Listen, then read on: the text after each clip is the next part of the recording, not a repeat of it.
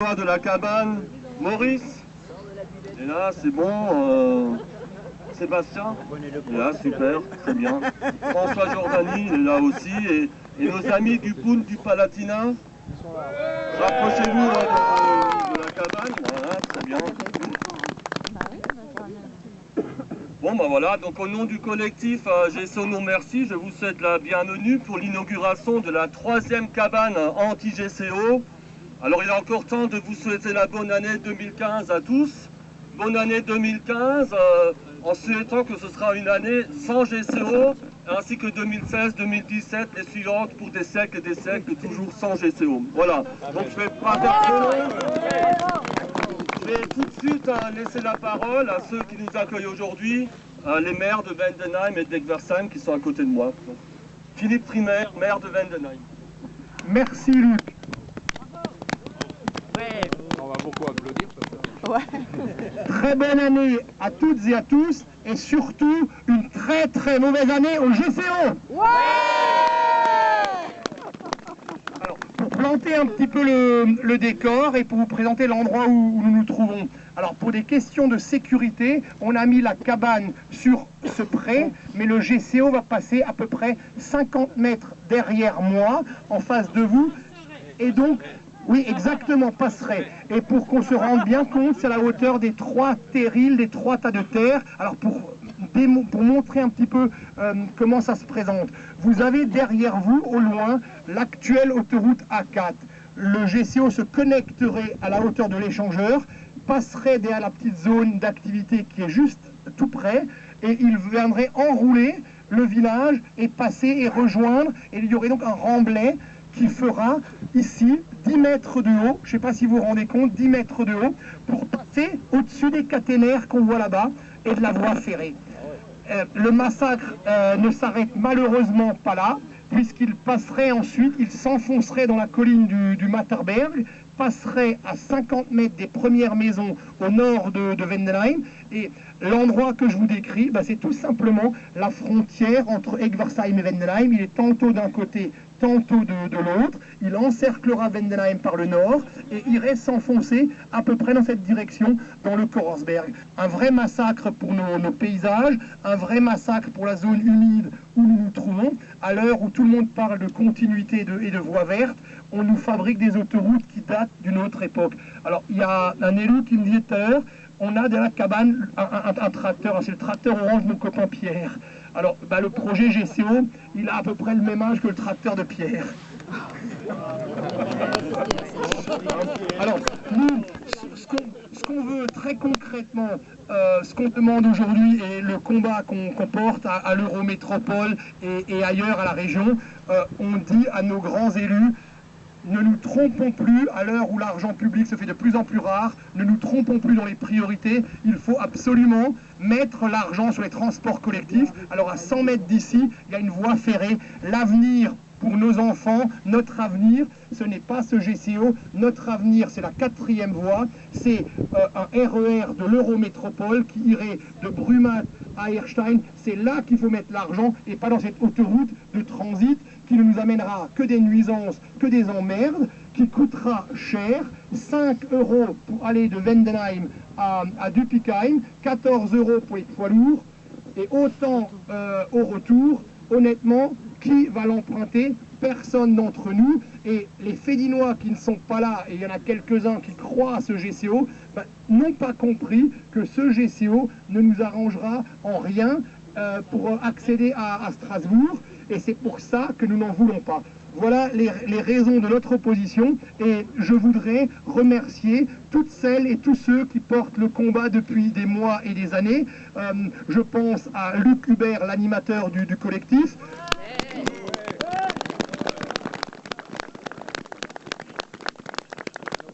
Je pense aussi à nos prédécesseurs, puisque ce combat-là a été porté par la précédente municipalité, et il y a des points sur lesquels on n'était pas toujours d'accord, et ce point-là, on était d'accord à 100%, et donc le combat continue, et ce GCO, nous n'en voulons pas aujourd'hui, nous n'en voudrons pas demain.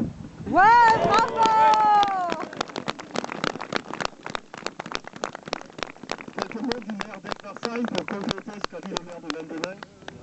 donc bonne année déjà à tous. Effectivement, je réitère mes voeux comme l'a fait Philippe, qui a très bien résumé, on va dire, la situation. C'est-à-dire on s'associe avec Versheim et la municipalité d'Avant, je tiens à le préciser aussi, était contre ce GCO. Donc on va continuer le combat dans ce sens. Philippe a tout dit, tout résumé. Effectivement, Egversheim se range pour les mêmes problèmes que ça risque de causer, donc aux côtés de Vendenheim, et puis on va continuer ce combat, on va dire non au GCO. Voilà. Merci. Alors, la parole est maintenant à Alain Young, adjoint au maire de Strasbourg et vice-président de la CUS. De l'Eurométropole.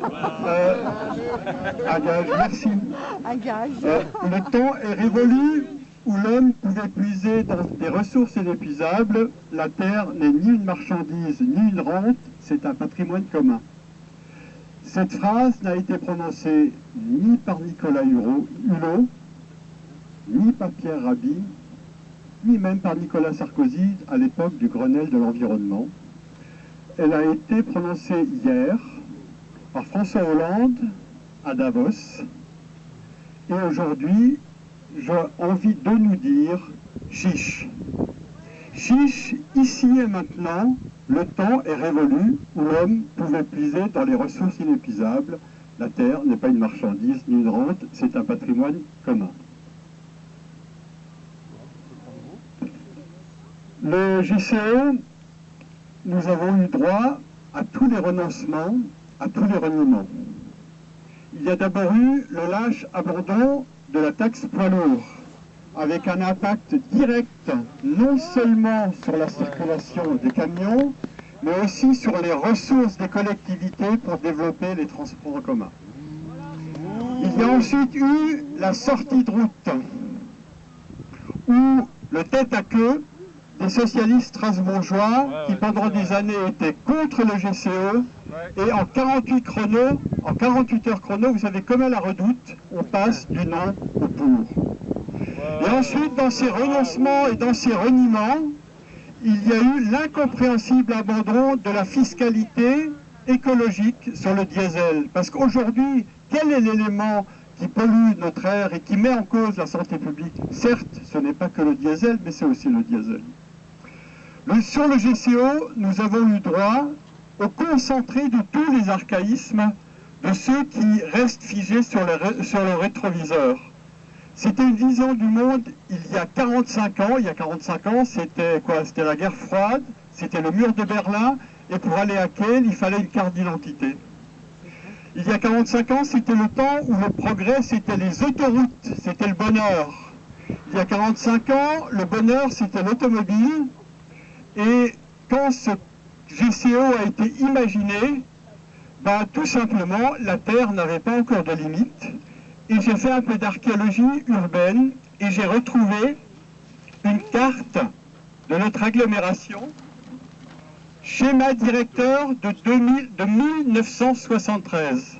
Sur ce 1973, c'est-à-dire un parchemin vénérable, d'ailleurs que je cède à Roland qui fait l'archivage du GCO depuis un certain nombre d'années. Le GCO est déjà là. C'est-à-dire qu'il a été conçu à la fin des années 60, et comme disait Jacques Fernic, le GCO qui reste sur le plan et qui ne se concrétise pas. Donc, et à l'époque, quand ça a été conçu, l'agglomération strasbourgeoise devait avoir 1 million d'habitants à l'horizon 2015. Nous sommes aujourd'hui en 2015, l'agglomération strasbourgeoise a 500 000 habitants maximum. Comme quoi, ça a été conçu à une période complètement dépassée. Pour conclure, je voudrais juste dire qu'aujourd'hui, ce qu'il faut espérer, c'est que nous en venions au temps de la lucidité, de l'espoir et du bon sens. Pourquoi? D'abord parce que nous sommes de plus en plus nombreux à nous battre contre cette absurdité. Et le fait que nous soyons nombreux, associations, mais aussi agriculteurs et beaucoup d'élus, et je remercie notamment le maire de Vendenheim et le maire d'Egversheim d'avoir participé activement et d'avoir co-organisé cette manifestation aujourd'hui, c'est la preuve que nous sommes de plus en plus longtemps. Deuxième chose, c'est que nous avons, à travers le document qui a été produit il y a quelques jours, nous sommes passés du GCO non merci à 10 solutions pour faire sauter les bouchons. C'est-à-dire qu'aux yeux de l'opinion, aux yeux de la CCI, aux yeux des lobbies qui soutiennent le GCO, nous avons aujourd'hui des propositions concrètes, des alternatives qui permettent de dire non seulement nous sommes contre, mais nous avons des propositions qui vont de l'avant. Et puis dernière chose, aujourd'hui, dans le GCO, il y a au moins 6 mois de retard par rapport à ce qui était prévu. Je m'explique. Il y a 2 ans, on nous avait dit qu'il va y avoir un cahier des charges pour chercher des concessionnaires. Ce cahier des charges devait être fait au mois de septembre et les concessionnaires devaient être choisis au mois de février. Nous sommes presque au mois de février, le cahier des charges n'est pas encore défini. C'est peut-être bien la preuve que même ceux qui poussent depuis 5, 10, 20 ans pour le GCO ont quelques interrogations sur sa faisabilité et donc je crois qu'il faut continuer à être combatif, à être mobilisé, à être présent parce que non seulement nous devons être de plus en plus nombreux mais c'est aussi un moyen pour qu'en face, pour que les autres commencent vraiment à se poser les questions parce que nous sommes convaincus que c'est inutile quand la majorité, notamment des élus, y compris d'un certain nombre d'industriels, rejoindra nos préoccupations, rejoindra nos convictions, y compris parce que nous occuperons ce terrain comme sur d'autres, mais je crois que nous sommes au début du renversement de la situation. Je vous remercie. Bravo!